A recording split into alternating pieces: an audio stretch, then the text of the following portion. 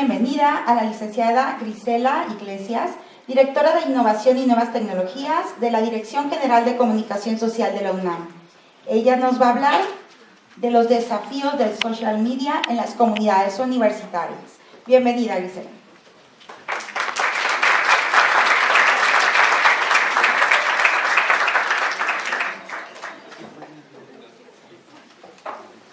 Muchísimas gracias. Me da gusto ver a tanta gente y les voy a hablar un momentito. Okay. Primero vamos a empezar por el contexto. ¿Qué nos alude esta fotografía?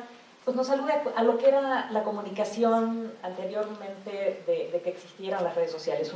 Una comunicación intermediada por los medios masivos de comunicación, un grupo de gente rodeando al televisor o a la radio, y eso que planteaba para las instituciones o las empresas o las marcas, pues la necesidad de tener que intermediar con los medios nuestros mensajes. Entonces no podíamos llegar directamente a nuestra audiencia, sino que teníamos que hacer una gestión de intermediación con los medios de comunicación. Hoy en día eso ya cambió. Porque tenemos las redes sociales. ¿Qué pasa a partir de este gran cambio en la comunicación? Podemos tener una comunicación directa con nuestra audiencia y vamos a hablar de lo que queremos hablar de una manera directa con nuestro público. Eso es un gran cambio, porque antes los medios iban a decir también lo que querían decir, ¿no? Y estábamos constreñidos, circunscritos a lo que ellos quisieran decir y en sus espacios. Pero ahora tenemos nuestros propios espacios para acercarnos al público. Pero bueno, las redes sociales efectivamente no reemplazan a los medios de comunicación. Sería como muy ingenuo pensar que porque ya tenemos nuestros canales no vamos a poder prescindir de ellos. Más bien lo que tenemos que hacer es ponernos a su altura, ¿no? O sea, poder competir de manera igualitaria con ellos, porque la competencia que hay en el espacio digital por la atención es tan grande que estamos en una competencia feroz por esos espacios. Entonces tenemos que ponernos a la par con ellos, tenemos que asumirnos que somos un medio de comunicación, que nuestras plataformas digitales, que nuestras redes sociales son un verdadero medio de comunicación y que podemos competir con cualquier otro. Y que en ese sentido es un poco la estrategia que tenemos que armar, porque vamos a estar en un océano de información y de estímulos que tenemos que lograr captar la atención de nuestro público. Y en ese sentido lo que tenemos que ser es competitivos, ¿no? Tenemos que buscar que la información sea referente de nuestra institución para nuestras audiencias. Y tenemos que ver de qué manera podemos lograr destacar en ese universo tan vasto que hay de información. En comunicación social de la universidad, yo trabajo en la Dirección General de Comunicación Social, coordino un equipo, tuvimos que afrontar ese reto. Fortalecimos nuestros canales de comunicación y tuvimos que afrontar los desafíos con los que diariamente nos empezábamos a topar. Empezamos a fortalecer los canales que ya teníamos una cuenta en Facebook, una cuenta en Twitter, y abrimos los canales de Instagram y Spotify, que no existían. Esto es una mera imagen, digamos, como preliminar para llegar a ciertos puntos como más jugosos de lo que puede significar la métrica, pero en estos 2 años que llevamos trabajando en este proyecto, el aumento de Facebook representó casi un 1000% de aumento. Teníamos como 240.000 seguidores. 2 años después tenemos prácticamente 2,5 millones. En Twitter el porcentaje de crecimiento ha sido menor porque teníamos una cuenta más robusta, teníamos como 1.200.000 seguidores. Hoy tenemos poco más de 3 millones, esto implica un 250% de crecimiento. En Instagram pues todo fue crecimiento porque no teníamos la cuenta, pero en poco más de un año llegamos a tener algo más de 100, no, poco, como 130 y tantos mil seguidores. Y bueno, eso es un poco el preámbulo, ¿no? de cómo empezamos a trabajar. El desafío número 1, finalmente, para lograr abrir las ventanas de nuestras redes sociales, fue encontrar a nuestra comunidad.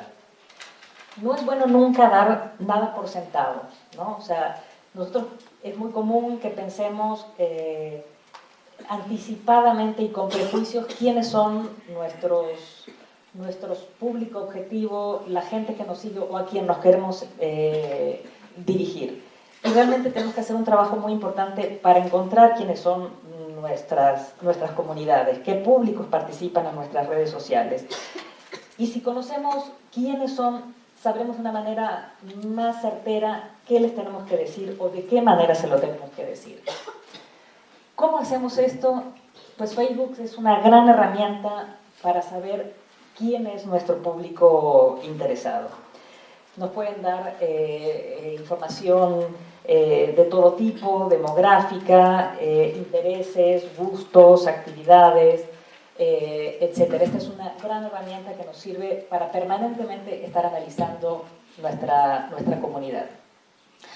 Creo que aquí no se ve muy bien el detalle de la gráfica, pero este es un ejemplo demográfico. Nosotros tendíamos a pensar que por ser una comunidad universitaria, de estudiantes, nuestro público objetivo estaba situado en un rango de edades entre 13 y 20 años, y pues, oh sorpresa, no, nuestro público es básicamente entre 25 y 34 años, lo que nos hace pensar que no son los estudiantes que están hoy día estudiando, sino que más bien son egresados o gente que por diferentes motivos tiene interés por la universidad. Ese es un punto importante. La otra es, por ejemplo, de dónde vienen mayormente. Eso nos sirve para ver qué tipo de contenidos la universidad les puede ofrecer de una manera dirigida, ¿no? Qué trabajos estamos haciendo que tienen que ver con las necesidades y con los intereses de ciertas comunidades en específico. O, por ejemplo, la universidad tiene presencia en diferentes partes de la República, incluso del extranjero, y nos permite saber si tenemos o no gente en esos sitios, en esos espacios geográficos, y saber qué les podemos decir específicamente a ellos. Nosotros tenemos, como veíamos, una cuenta solo en Facebook de 2,5 millones de personas, pero entre Twitter y Facebook son más de 5 millones de seguidores, y no podemos pensar que a todos les interesan lo mismo, que todos tienen la misma edad, que todos le van a los Pumas, etcétera, ¿no? O que viven en el mismo lugar, o que tienen las mismas necesidades o problemáticas. Es muy importante esta parte de conocer la audiencia y saber de qué manera le podemos compartir contenidos y de manera dirigida. Otra cosa que nos permite Facebook, esto me lo voy un poquito más rápido, nos permite saber qué gustos tienen con otros tipos de contenidos. O sea, si nosotros le damos los que siguen a la cuenta de la UNAM, qué otras cuentas siguen, eso nos permite saber qué otro tipo de intereses y qué tipo de contenidos les gusta, si son videos, si son fotografías, etcétera, ¿no? Entonces, es valioso ese tipo de valor agregado que nos da la plataforma de Facebook. O, por ejemplo, cosas de ese tipo como la situación sentimental, que también nos permite segmentar contenidos y dirigirnos de una manera específica. Entonces, el desafío número 1 era conocer a nuestra comunidad. El segundo es captar y retener la atención. El lapso de atención promedio que tiene un usuario en redes sociales es de 7.2 segundos. Entonces tenemos muy poco tiempo para captar la atención de alguien y que se queden un poco más de tiempo o que realmente no lo pasen de largo en su timeline, y presten atención a lo que les estamos proponiendo. Entonces tenemos que hacer contenidos extremadamente concretos y hablar de los temas que más le interesan. Entonces, por eso, aquí volvemos al punto anterior, conocer qué son los temas que más le interesan.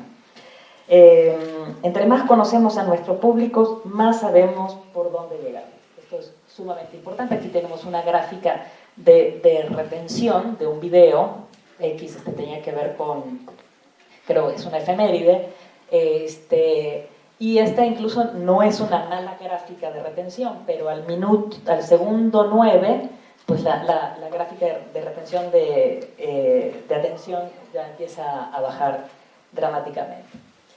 La otra es estar atento a los patrones estéticos que tiene una comunidad dentro de los ambientes digitales. No se trata de descubrir el hilo negro, sino de descubrir qué le interesa a la gente. En un sentido, los espacios digitales nos plantean permanentemente retos y estar innovando y viendo por dónde va el interés de la gente, por dónde se están fijando y están prestando más atención. Pero también hay cierto conservadurismo en los formatos. Entonces tenemos que estar muy atentos a hablarles en los formatos que la gente está prestando atención y que les gustan, que les hablan, y dentro de esos formatos insertar y proponer los contenidos que queremos proponer. En este sentido, una de las cosas que nos empezó a pasar desde el principio, que hace 2 años empezamos a manejar las redes sociales, el orgullo UNAM es un tema siempre vigente. Y que por más de que lo hayamos puesto y que sea en algún sentido que parezca repetitivo, lo tenemos que seguir haciendo. Siempre que pongamos una foto de la Biblioteca Nacional o de los espacios arquitectónicos, siempre vamos a generar interés y vale la pena seguir haciéndolo porque eso es una parte de nuestro contenido que resulta atractivo y que conecta a nuestros usuarios. Por ejemplo, los formatos tipo Playground funcionan muchísimo para lograr la atención en ciertos contenidos que son difíciles. Por ejemplo, esto es una exposición que tiene que ver, es en el MUCA Roma, que es un experimento arquitectónico y acústico, y gracias a ponerle, es un videíto, ¿no? Que explica de qué se trata la exposición, logramos una retención y una atención que no hubiéramos logrado de ninguna manera si hubiéramos puesto simplemente el cartel de la exposición. Desafío número 3 es dar dar contenidos de valor. La gente está buscando información que les ayude en su día a día. ¿Y cómo lo buscan? Es aprendiendo algo nuevo, inspirándose o entreteniéndose después de haber pasado un día pesado. La trilogía del éxito es dividir los tipos de contenidos entre contenidos que educan, informan, que inspiran y que entretienen. Tenemos que hacer de la divulgación dentro de la universidad un caballito de batalla. Tenemos que invitar a nuestros investigadores a que no solo las revistas académicas sean los canales por donde salen sus productos de la investigación. Tenemos que hacer un trabajo de divulgación en el cual también usando lenguajes coloquiales y amenos y cortitos podamos llegar a ellos. Inspirar contando historias. Hay muchas historias dentro de la universidad que son inspiradoras. Inspirar mediante nuestros valores. Siempre aprovechamos mucho las efemérides, no solo para recordar una efeméride, sino para que haya algún tipo de educación, de algo que quede, no solo como un mero día. Informar cosas que a la comunidad le interesa por diferentes motivos. Entretener. Nuestra cuenta de Spotify ha crecido muchísimo y difundimos desde música clásica y todos los estilos modernos que usan y por los cuales están interesados los jóvenes. Crear empatía. Es muy importante como humanizar las instituciones. Esa es una parte que que es muy exitosa dentro de los contenidos, creando empatía y viendo a la institución como humana. Desafío número 4 es generar conversación con nuestra audiencia. Terminar con los formatos unidireccionales, que eso, digamos, ya hace tiempo que han quedado atrás, pero tenemos que hacer un trabajo muy concienzudo para lograrlo. ¿Cómo lo hacemos? Con llamadas a la acción, ¿no? Este es un ejemplo de un exentrenador o jugador de fútbol que nos cuenta por qué su orgullo de ser Puma, y invitamos a la gente a que nos cuenten cuál es su orgullo de ser Puma. La atención a la comunidad es muy importante, que la gente nos pueda consultar dudas, nos tenga confianza y pueda recibir orientación de parte de nosotros. Capitalizar el contenido de los usuarios. En Instagram es donde más hemos puesto en práctica esto, porque generalmente dividimos en dos el tipo de contenidos que publicamos: fotos de nuestra propia acervo y fotos de los usuarios, que ellos los comparten a través de un hashtag que es PostalUNAM, y publicamos las fotos de ellos, y eso genera un gran engagement con los usuarios. Esta es una gráfica de algunos engagement rates de nuestras cuentas, y que es algo que permanentemente, día a día, estamos haciendo, viendo cómo cada una de las publicaciones se comporta con su engagement rate. Esto es no solo la cantidad de seguidores que tenemos, sino qué tanto participa y se compromete nuestro público con nuestras publicaciones. Tengo poco tiempo, no me puedo detener mucho en esto, pero lo podemos ver un poquito más adelante. El quinto desafío es medir el pulso de la comunidad. Tenemos que saber de qué están hablando, qué cosas le dan confianza, qué cosas le dan miedo, qué cosas les gustan que publiquemos y cuáles no.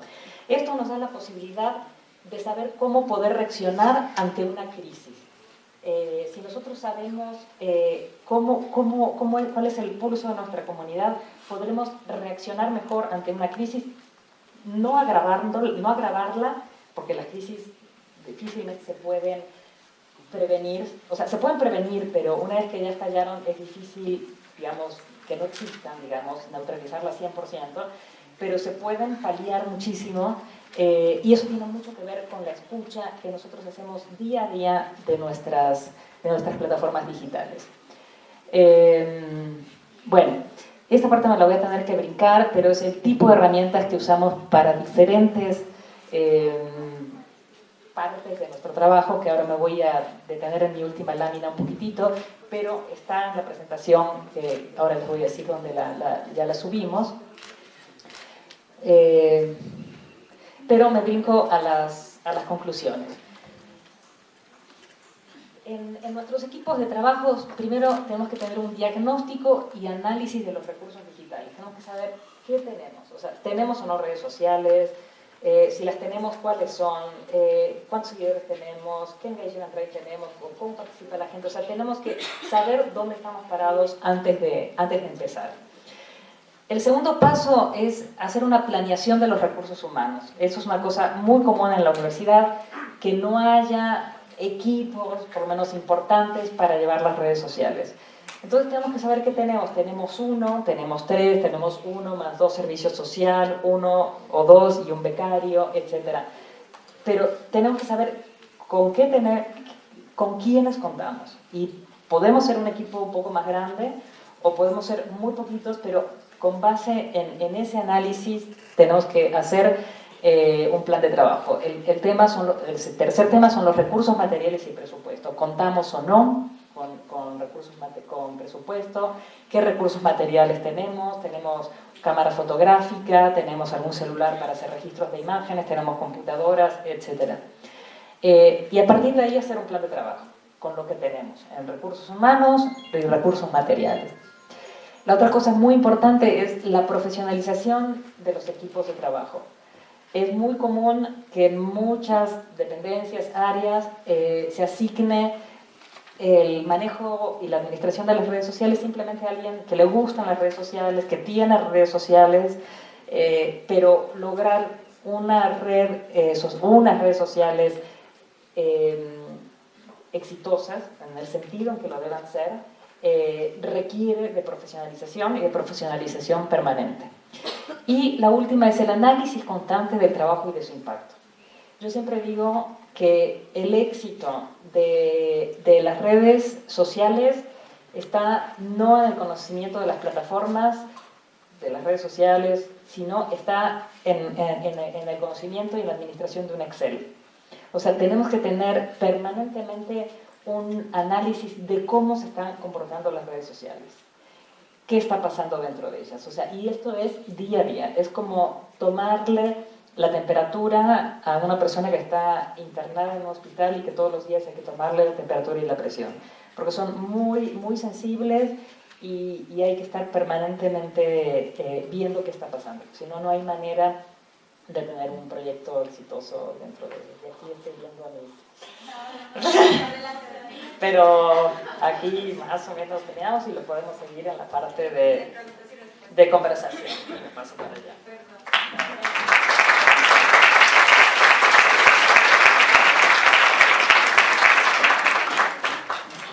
Bueno, damos inicio a la sesión de preguntas y respuestas.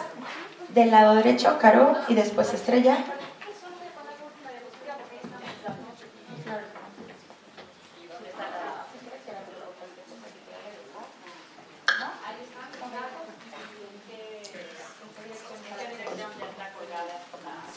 De todas formas, vamos a subir las presentaciones a la plataforma del seminario. Iniciamos con la primera pregunta. Estrella. Es que pensé que había antes. Grisela, muchas felicidades por el éxito que nos has contado de la Dirección General de Comunicación Social. Yo lo que quisiera preguntarte es que nos des una idea de cómo es el equipo de trabajo, qué tamaño tiene ese equipo, qué habilidades y capacidades tiene ese equipo y qué presupuesto tienen. Sobre todo cuando hablas de hacerte videos, de ese tipo de cuestiones. ¿Y cuánto se invierte? ¿Qué tanto invierten ustedes, por ejemplo, en el propio Facebook para alcanzar a más de ese 5% orgánico que nos decía el ponente anterior? En fin. Sí, gracias. Mira, tenemos un equipo compuesto básicamente por, creo que son 4 áreas, ahorita si no, pero las voy enumerando. Por un lado tenemos un equipo de investigadores. Nosotros publicamos, hemos ido bajando la cantidad de contenidos porque así nos lo requirió la red social, pero publicamos alrededor de unos 15 contenidos diarios en Facebook, más en Twitter, porque con Twitter no tenemos problema de un efecto negativo si publicamos más, pero esos contenidos diarios, que son sábados y domingos y días de vacaciones, todo el año, o sea, cuesta permanentemente encontrarlos. Hay que tener líneas editoriales y gente que está buscando los contenidos, porque nosotros buscamos flujo hacia contenidos y páginas que están en la universidad, ¿no? O sea, no es caprichoso el tipo de cosas que publicamos, sino, digamos, el grueso de nuestros contenidos tienen que ver con contenido universitario, que tienen que ver con la investigación, con la docencia, con la difusión de la cultura, que son las actividades sustantivas. Entonces tenemos un equipo de investigadores. Luego tenemos un equipo de redactores, que son los que hacen los copies, ¿no? O sea, no es la misma persona la que investigó y propuso el tema, sino son otras personas las que hacen los copies. Luego tenemos un equipo de multimedia que hacen videos o edición de fotografías o coberturas de eventos a través, sobre todo, de Facebook Live, o a veces hacemos periscopes. Ahora nos estamos centrando más en Facebook Live, pero también a veces usamos Twitter.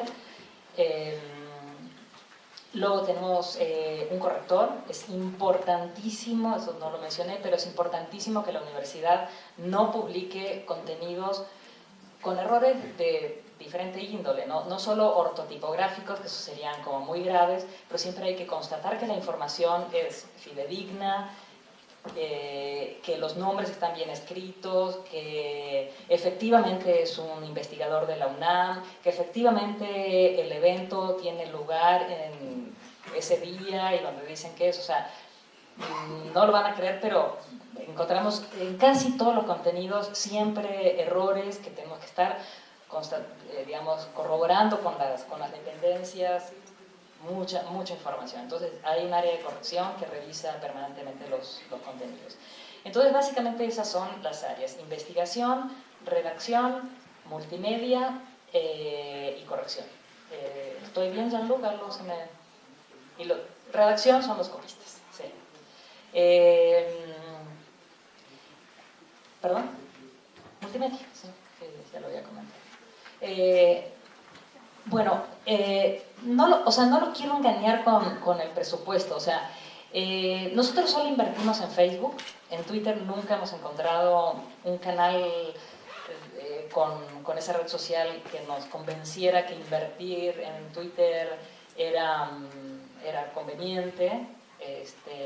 Nunca vimos que ellos tengan una estrategia comercial interesante, por lo menos para nosotros. La verdad, lo intentamos, pero nunca encontramos nada que nos llamara la atención y que nos pareciera conveniente. Solo invertimos en Facebook, y sí es una red social pues, que está diseñada pues, para que haya que invertirle, porque si no se cierran, ¿no? O sea, se cierran muchísimo.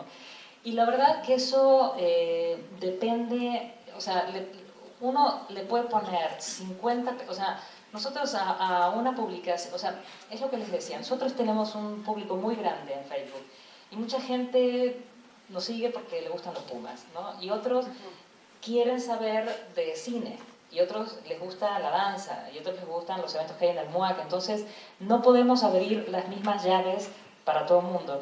Entonces simplemente a veces con ponerle 50 pesos a una publicación tenemos una diferencia enorme. Y tenemos una diferencia enorme en el engagement rate y bueno, básicamente en el engagement rate, que es lo que nos importa. Cuando a veces un proyecto o una campaña tiene presupuesto, le podemos llegar a poner más. Incluso a veces administramos una campaña externa, nos dan 3,000 pesos y administramos una campaña cualquiera. Y ahora no se me viene a la mente ninguna, pero podría ser la fiesta del libro y la rosa o algo así, que algo tiene presupuesto. Entonces administramos un presupuesto externo. Pero con ponerle 50 pesos o 100 pesos a una publicación cambia muchísimo, porque uno se está dirigiendo exactamente a quienes se quieran dirigir. Y bueno, nosotros sí tenemos un equipo importante, o sea, la Dirección General de Comunicación Social vio la importancia del ámbito digital. Esos números de por qué crecimos un 1000% en 2 años, pues es porque hay una estrategia, ¿no? Por eso cerré la plática diciéndoles, pues, digamos, para que un proyecto de redes sociales sea exitoso, pues hay que hacer una serie de cosas, y que sí se pueden hacer en chiquito y se pueden hacer en grandote. O sea, no es lo mismo la red social de un instituto que la red social de toda la universidad, la verdad. Entonces, pues todo se adecua un poco al tamaño de la comunidad en la que quieren llegar y a las posibilidades que tiene, porque incluso hay institutos que tienen más dinero que otros, ¿no? En fin, no me quiero detener en una sola pregunta. Compañeros, buenas tardes. Mi nombre es Juan Manuel Huerta, soy productor musical, pero también soy cofundador de medios digitales del STUNAM, soy trabajador de la UNAM. Vaya, quiero un poco platicar mi experiencia en estos medios. Y tenemos publicaciones chiquitas, como lo acabas de mencionar, ¿no? Una videoproducción de nosotros, cuando sale, llega a tener 3,000 reproducciones. La mayor que hemos tenido es de reproducciones y de alcance, fue de 30,000 alcances y 17,000 reproducciones, fue en el temblor, y así allá voy con mi pregunta. En esta comunidad, nosotros como trabajadores nos centramos principalmente en la información que va dirigida solamente a 32,000 trabajadores, y por eso es que estamos limitados y no salimos al exterior, vaya, como la UNAM, ¿no? Como tú lo acabas de mencionar, hay gente que lo busca por los Pumas, por las actividades culturales o por las académicas específicamente, ¿no? Pero esta situación nos lleva a nosotros a querer buscar también contenidos. Hemos buscado contenidos. Somos un equipo de 4 personas, las cuales hacemos todo esto que comentaste, lo hacemos nosotros. con 2 computadoras, 2 tablets, 2 cámaras reflex y hacemos todo este trabajo, ¿no? Hasta el momento hemos tenido una respuesta favorable. De 2 años a la fecha hemos tenido casi 600,000 alcances, ¿no? Entre todo lo que lleva una publicación. La pregunta es, nosotros nos hemos enfocado en Facebook porque nos hemos dado cuenta que el trabajador universitario utiliza más el Facebook que otra red social, por la inmediatez. ¿Cómo piensas tú o qué es lo que utilizan ustedes para sacar una información para ustedes? ¿Qué plataforma utilizan y hacia dónde la dirigen? Y la otra pregunta es, ¿cómo asimilaste el término playground? Es todo, gracias. Muchas felicidades. Bueno, yo tengo una reunión semanal con mi equipo de investigadores y que ellos me presentan todos los contenidos que me proponen. O sea, yo me reúno los martes y me están proponiendo contenidos para la siguiente semana, que empiezan el siguiente lunes. Entonces, y tengo líneas de investigación, ¿no? O sea, agenda universitaria, agenda cultural, UNAM Verde, UNAM en la ciencia, etc. Son varias líneas. La verdad que ahí tenemos como un pulso un poco personal de que sabemos qué cosas pueden funcionar un poco más en Twitter y un poco más en Facebook, pero como tenemos una comunidad tan grande, un poco en las dos redes podemos terminar publicando casi lo mismo, la verdad, porque la universidad es una gran productora de contenido, eso es una gran ventaja con respecto a los medios tradicionales de comunicación. Los medios buscan contenidos, o sea, están buscando todo el tiempo contenidos. Nosotros los buscamos, pero dentro de la universidad, y también nos cuesta un poco, nos cuesta bastante, ¿no? Incluso porque no hay una cultura, sobre todo en la academia, de compartirlos. Entonces, hay cosas, los académicos viven en sus mundos académicos, en sus revistas, en sus congresos, no se les ocurre que el producto de su investigación puede ser interesante para los medios que tenemos nosotros, ¿no? Y en el mejor de los casos piensan en Gaceta UNAM, ¿no? Y cuando ya un paper se publicó y ya es un tema, no sé qué, pero bueno, pero mira, la verdad, no tenemos una gran diferencia por lo menos entre Twitter y Facebook. Más que en Twitter publicamos más que en Facebook, tenemos chance de poner más contenidos. Y bueno, y hay contenidos, por supuesto, lo que tienen que ver con Spotify y Instagram, pues digamos simplemente es el formato del material es distinto, ahí la propia red social es la que manda. Lo que me preguntas de Playground, pues Playground es una cuenta, ¿no? que digamos, ellos y algunas otras cuentas empezaron a trabajar este tipo de videos que duran máximo 2 minutos y sobre todo que los puedes ver sin darle play, ¿no? O sea, porque son autosuficientes, o sea, tú los vas pasando por tu timeline y sin darle play, porque ya sea que estés en la oficina o lo que sea, la gente ya no le da play, o sea, no le da play a los videos. Entonces, los videos tienen que estar, o sea, ellos como que dieron en el clavo con una estrategia muy buena, que es que los videos puedan ser reproducidos, o sea, no tengan que ser reproducidos, o sea, y puedan ser comprendidos sin que le des play, sin que haya audio. Entonces, nosotros no publicamos ningún video que no tiene algún tipo de subtítulos. Y tienen unos formatos muy interesantes, manejan una tipografía como muy impact, ¿no?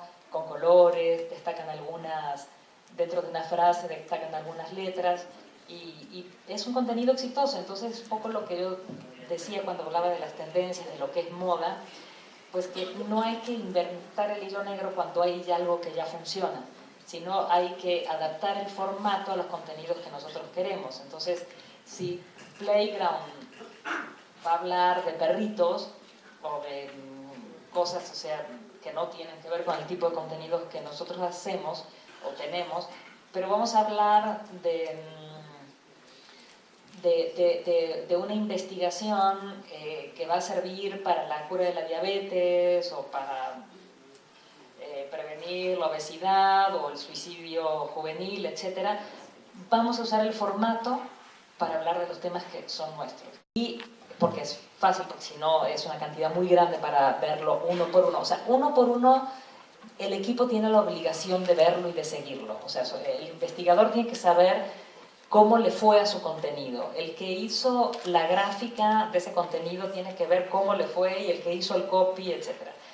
Pero en equipo lo que hacemos es ver un poco los más exitosos y los menos, y analizamos. A ver, este fue un tema de poco interés, este fue un tema de interés, pero el copy estuvo bastante chafa, o el tema era de interés y el copy estuvo bueno, pero le pusieron una imagen muy poco interesante, etcétera, ¿no? Entonces hacemos, o justamente ver por qué a los muy exitosos les fue muy bien.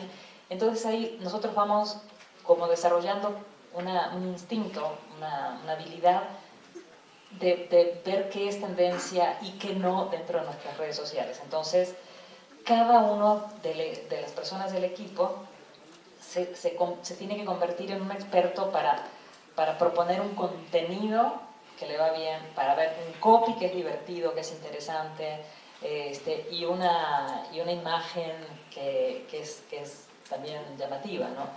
Y tu segunda pregunta, que tenía que ver con los de los algoritmos, no te entendí muy bien.